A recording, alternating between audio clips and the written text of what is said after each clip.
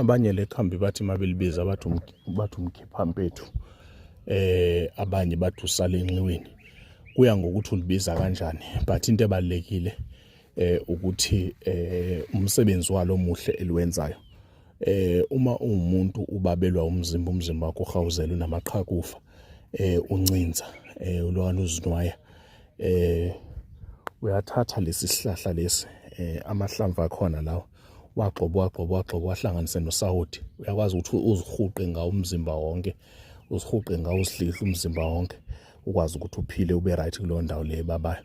And then kubese kuba ukuthi uma ukuthi usuke asithi i-eczema leyo, i-rash, and then uma umuntu onesichitho sephunga, uyakwazi ukuyipheka lento, uyiphuze.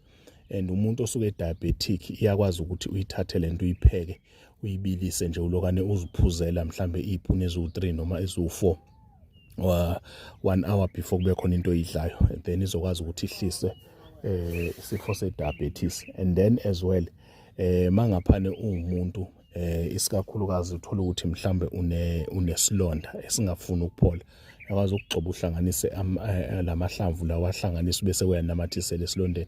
So silonda sizokwazi ukuthi sihwaqabale, siphole, sikwazi ukuthi sibuyele esimeni, ukwazi ukuthi uphile ube right, kube kuhle. Siyabonga.